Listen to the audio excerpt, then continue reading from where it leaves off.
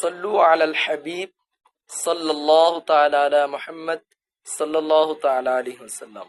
প্রিয় ইসলামী ভাইরা, আসুন আজকে একটি আমল জেনে নিই। আপনি আমি 5 ওয়াক্ত নামাজ আদায় করি, অজু করি। অজু করার পূর্বে একটি আমল আজ থেকে শিখে নিই, জেনে নিই, আমল করি।